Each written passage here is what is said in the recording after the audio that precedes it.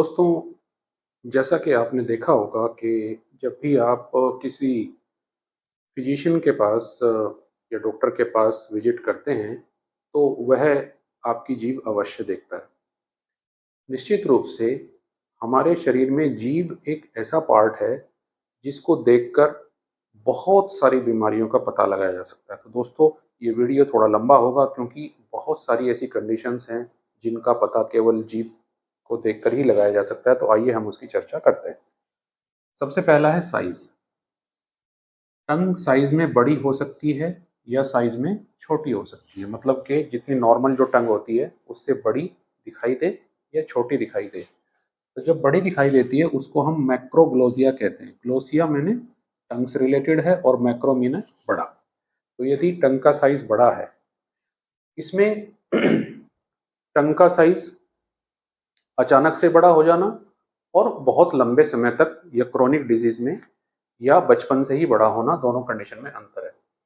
यदि जो acute condition होती है, यानी कि सडन अचानक से जीभ का साइज बहुत बड़ा हो जाए, तो उसमें तीन कंडीशन बहुत महत्वपूर्ण होती है। सबसे जो कॉमन होती है एक्यूट में, वो है अर्टिकेरिया और एंजियोन्यूरोटिक एडिमा।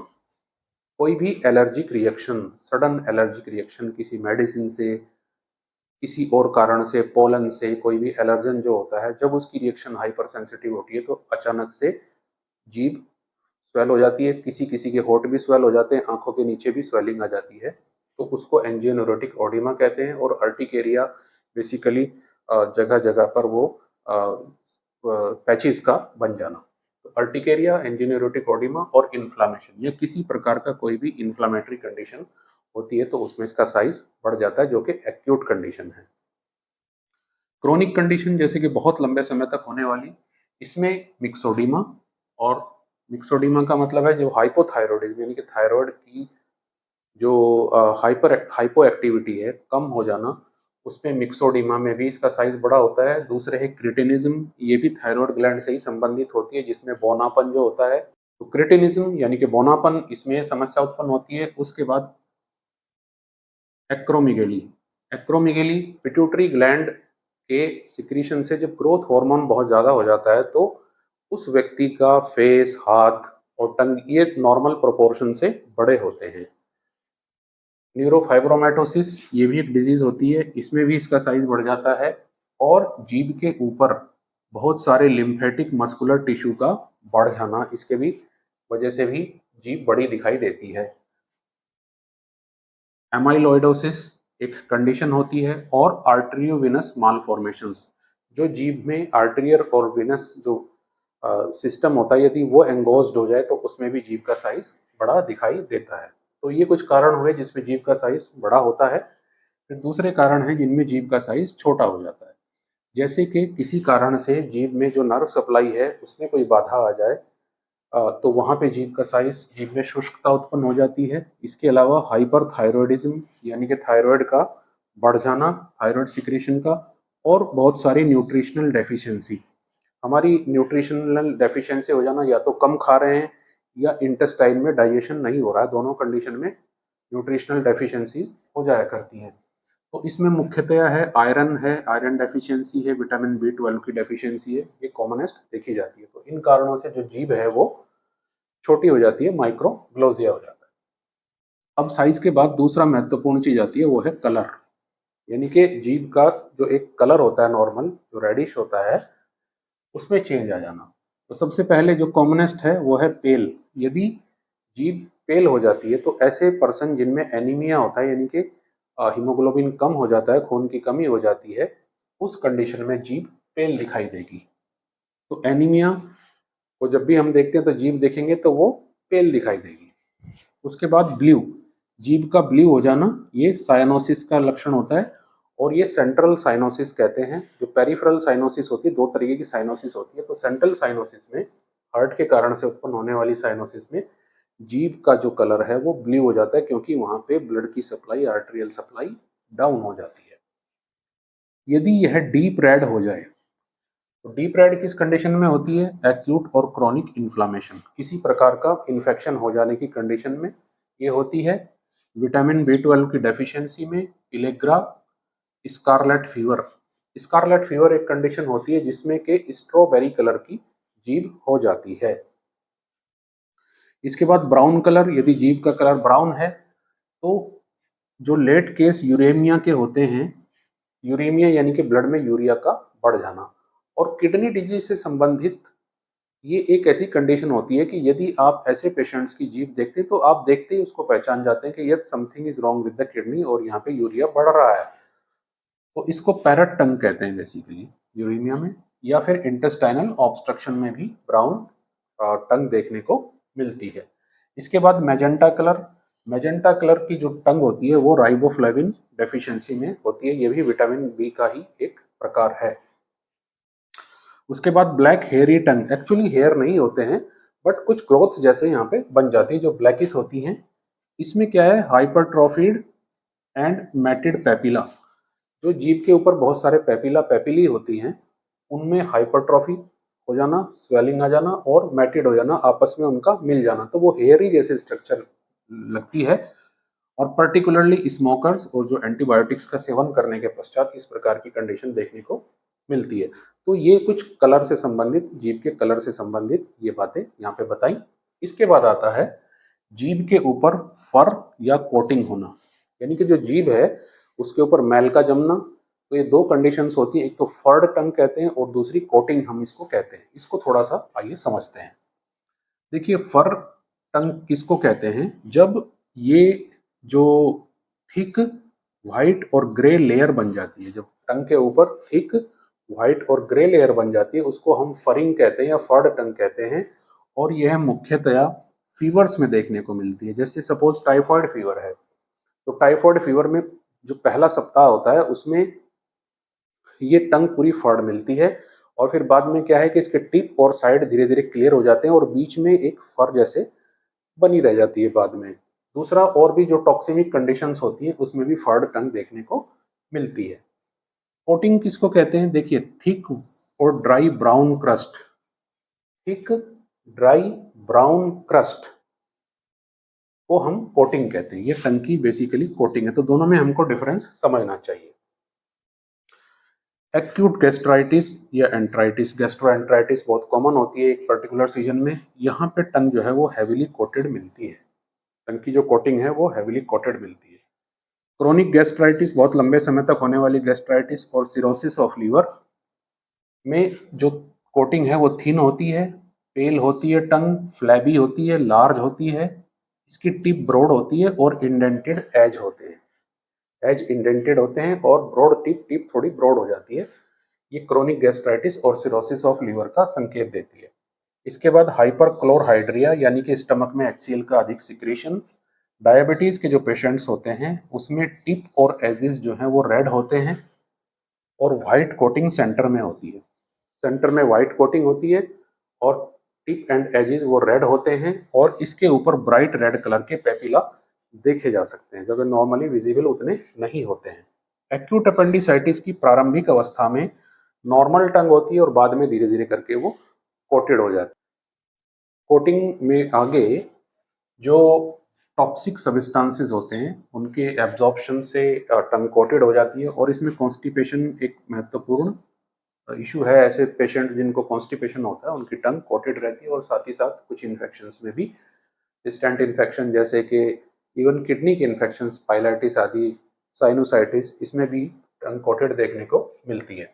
जीरोस्टोमिया, जब मुख में लार का स्राव कम हो जाता है, मुख सूख जाता है, वहाँ पे लिक्विड कम हो जाता है, उस कंडीशन में भी जैसे डायरिया, वोमिटिंग और स्टारवेशन में भी टंग कोटेड देखने को मिलती है और एंटीबायोटिक्स के यूज के बाद भी टंग कोटेड देखने को मिलती है। इसके बाद कुछ स्पेसिफिक इन्फ्लामेशंस होते हैं टंग के, जैसे कि मोइलर्स ग्लोसाइटिस। मोइलर्स ग्लोसाइटिस एक ऐसी कंडीशन है जिसमें tongue atrophic, sharp red patches on dorsum और मार्जिन में देखने को मिलते हैं। तो ये कंडीशन सब एक्यूट कंबाइंड डिजेनरेशन में देखने को मिलती है। इसके बाद दूसरी है hunters glossitis. Hunters glossitis pernicious anaemia में देखने को मिलती है। पर्नीशियस एनीमिया जानते हैं, इसमें क्या होती है, टंग एट्रोफिक होती है, पेल होती है, ड्राई होती है और इवनली स्प्रेड पैचेस होते हैं। जो पैचेस हैं वो इवनली स्प्रेड होते हैं। अब इसके बाद हम टंग अल्सर्स की बात कर लेते हैं। जीभ के ऊपर कुछ स्पेसिफिक टाइप के अल्सर्स बन जाया करते हैं। ये अल्सर सिंपल भी हो सकते हैं, कैंसर जन्य भी हो सकते हैं, सिफिलिस में भी हो सकते हैं और ट्यूबरकुलर में भी हो सकते हैं। जो सिंपल अल्सर होते हैं वो ज़्यादातर जो टूथ डीके होता है, टूथ डीके होने के बाद वो शार्प एज हो जाते हैं और वो इंजरी करते हैं, उसके कारण से ये अल्सर बनने कॉमनली होते हैं। या फिर फ्रेनुलम पे यदि नीचे अल्सर बन रहा है तो वूपिंग कफ, बच्चों में वूपिंग कफ होने से जो टंग के मूवमेंट से जो इंसाइजर टीथ हैं उन पे लगने से भी यहाँ पे वूपिंग कफ में ये बन जाते हैं और डिस्पेप्सिया में भी इस प्रकार के अल्सर बन जाया करते हैं। जहाँ तक कैंसर जन्य अल्सर की बात है, मैलिग्नेंट अल्सर की बात है, इनके जो एजिज होते हैं वो इवर्टेड होते हैं, इरेगुलर होते हैं, इनमें स्लफ होता है और फाउल स्मेल होते हैं और जैसे टच करते हैं, टच करने पे ब्लीडिंग प्रारंभ हो जाती है। तो ये ध्यान देने वाली बात है। सिफिलिटिक अल्सर प्राइमरी, सेकेंडरी और टर्शियरी तीनों अवस्था में मिलते हैं, लेकिन क्योंकि सिफिलिस अब लगभग लगभग बहुत कम देखने को मिलती है, ऑलमोस्ट देखने को नहीं मिलती, इसलिए हम बहुत ज़्यादा इस पर एम्फेसाइज नहीं करते हैं। इसके बाद ट्यूबरकुलर। ट्यूबरकुलर अल्सर शैलो होता है, बहुत गहरे नहीं होते हैं, टिप पे या एंटीरियर हाफ पे ही ज़्यादा मिलते हैं। और ट्यूबरकुलर अल्सर की एक स्पेसिफिक कैरेक्टरिस्टिक होती है कि ये अंडरमाइंड एज होते हैं, इसके एज जो है वो अंदर की तरफ अंडरमाइंड हो जाते हैं क्योंकि हीलिंग डिलेड होती है। इस कारण से इसमें पेल ग्रेनुलेशन टिश्यू देखा जा सकता है। इसके बाद टंग के ऊपर कुछ व्हाइट पैचेस भी देखने को मिलते हैं और ये फंगस के कारण से भी हो सकते हैं और इनमें मैलिग्नेंसी भी हो सकती है, इसलिए इनको देखना चाहिए। अनेक प्रकार के ये होते हैं, जैसे थ्रश है, मोनीलियल इन्फेक्शन के कारण से भी हो जाते हैं, ल्यूकोप्लेकिया है और जियोग्राफिकल टंग है। तो सबसे पहले अगर व्हाइट पैच टंग के ऊपर दिखाई दे रहे हैं जो थोड़ा सा पैच्ड रूप में है तो उसको इग्नोर नहीं किया जाना चाहिए। यदि फंगस वाले हैं तो एंटी फंगल ट्रीटमेंट दिया जाना चाहिए और यदि आपको लगता है कि एंटी फंगल से रेस्पॉन्ड नहीं कर रहा है तो फिर उसकी बायोप्सी की जानी चाहिए। तो थ्रस्ट जो होते हैं वो व्हाइट मेम्ब्रेनस पैचेस होते हैं, लाइक मिल्क एंड कर्ड, जैसे दूध और दही के समान जो है वो पैचेस होते हैं और सराउंडेड बाई एरियोला।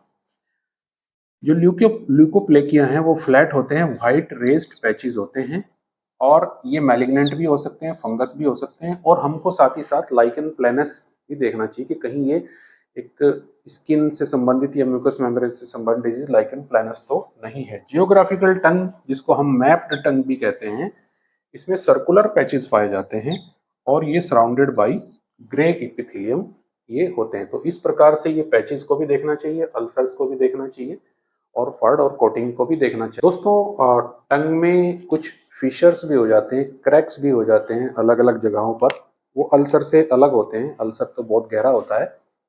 ये जो क्रैक्स होते हैं बेसिकली ये कंजेनाइटल भी हो सकते हैं, कंजेनाइटल मतलब के बर्थ से भी, जिसको हम प्लीकेटेड टंग कहते हैं।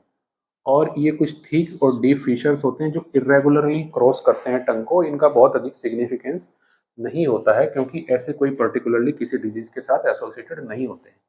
कुछ सिंपल फीचर्स बन जाते हैं जो रैग्ड टूथ के कारण होते हैं और जो सिफिलिटिक फीचर्स होते हैं वो हार्ड और स्कार लिए हुए होते हैं। अगेन सिफिलिस एक कॉमन डिजीज अब नहीं है। इसके बाद वार्ड्स, जैसे बॉडी में अलग अलग जगहों पे, नेक पे वार्ड्स हो जाया करते हैं, पैपिलोमा हो जाया करते हैं, उसी प्रकार से ये पैपिलोमा जो है टंग पे भी होते हैं और यदि सिफिलिटिक वार्ड्स हैं तो ये हार्ड और लिम्फ नोड एनलार्ज के साथ होंगे, जो आसपास की ड्रेनिंग लिम्फ नोड्स हैं वो एनलार्ज हो जाती है। अब हम बात करते हैं टंग के प्रोट्रूजन और उसकी मूवमेंट की। आप किसी पर्सन से बाहर जीभ निकालने के लिए कहते हैं तो उसकी मूवमेंट कैसी है या उसमें और कोई इश्यूज तो नहीं है, उनको देखने के लिए हम इसको टेस्ट को करते हैं। इसमें कई बार कुछ ट्रीमर्स दिखाई देते हैं, मतलब टंग में कुछ ट्रीमर्स दिखाई देते हैं। यदि ये ट्रीमर्स स्लो और रिदमिक हैं तो ये पार्किंसोनिज्म में होते हैं। पार्किंसोनिज्म में जनरलाइज्ड बॉडी स्टिफनेस हो जाती है और ऐसे कंपन हाथ में भी होता है और टंग में भी ये देखने को मिलता है। यदि ये बहुत फाइन ट्रीमर्स हैं तो ये थायरोटॉक्सिकोसिस यानी कि हाइपरथायरॉयडिज्म की एक कंडीशन थायरोटॉक्सिकोसिस में देखने को मिलते हैं। और यदि ये रोलिंग मूवमेंट हैं तो ये क्रिटिनिज्म, बोनापन, मंगोलिज्म जो मंगोलियन जड़ता होती है और फ्रंटल लोब सिंड्रोम में देखने को मिलते हैं। कोर्स और जर्की मूवमेंट जो होती है ये ट्रिमर से अलग होती है। कोर्स एंड जर्की मूवमेंट ये रूमेटिक कोरिया नामक बीमारी में देखने को मिलती हैं। और यदि ये टंग डेविएट होती है, मतलब निकालने के बाद एक तरफ चली जाती है, तो ये पैरालिसिस, जैसे कि किसी को हाफ साइड का या हेमीप्लेजिया की कंडीशन हो रही है तब, या फिर हाइपोग्लोसल नर्व की पैरालिसिस जो नर्व टंग को सप्लाई करती है। लेक ऑफ प्रोट्रूजन, यदि कोई पर्सन जीभ को बाहर नहीं निकाल पा रहा है तो उसका कारण है वहाँ की मसल्स की कुछ कंडीशंस, या फिर जो दोनों तरफ की बायलेटरल हाइपोग्लोसल नर्व है, दोनों तरफ की नर्व का पैरालिसिस हो जाना, तो उसमें टंग की मूवमेंट बाहर की तरफ होगी ही नहीं। और बहुत स्लगिश प्रोट्रूजन आ रहा है, आप पेशेंट को कहते हैं वो बहुत धीरे धीरे ऐसे निकाल रहा है, उस कंडीशन में कहीं ना कहीं मेंटल रिटार्डेशन या मायास्थीनिया, जो कि मसल की वीकनेस होती है, वो कंडीशन हो सकती है। अब इसके बाद पिगमेंटेशन की चर्चा करते हैं। देखिए, कलर और पिगमेंटेशन में डिफरेंस है। कलर जो है, जो जीभ के अलग अलग चेंजेस होते हैं वो जनरलाइज होते हैं, लेकिन पिगमेंटेशन किसी स्पेसिफिक पिगमेंट का डिपॉजिट्स होता है। तो यदि ब्लू पिगमेंट डिपॉजिट हो रहे हैं, यदि ब्लू पिगमेंट डिपॉजिट हो रहे हैं तो ये कंडीशन है हीमोक्रोमेटोसिस। यदि ब्लैक डिपॉजिट हो रहे हैं तो ये एक्ैंथोसिस नाइग्रिकेंस। और इसके साथ आप देखेंगे कि नेक पे या ऐसे कोहनियों पे, एक्जिला में भी कालापन आ जाता है स्किन का, उसको एक्ैंथोसिस निग्रिकेंस कहते हैं। और यह विसरल मैलिग्नेंसी जो अंग है उसमें किसी प्रकार के कैंसर होने का भी एक संकेत हो सकता है। इरेगुलर पिगमेंटेशन का होना, कहीं पे नॉर्मल है कहीं पे पिगमेंटेशन है, वो क्रोनिक कैचिक्सिया, जब पूरी बॉडी के टिश्यू लॉस हो जाते हैं, एडिसन डिजीज, या फिर माल एब्जॉर्प्शन सिंड्रोम इसमें देखने को मिलता है। तो दोस्तों, आप इसके अलावा भी बहुत सारी चीज़ें होती हैं, तो एक वीडियो में इतना सब कुछ कवर करना संभव नहीं है। कुछ महत्वपूर्ण बातें मैंने आपको बताई है कि जिनका टंग को देख करके आप डायग्नोसिस कर सकते हैं। Thank you very much.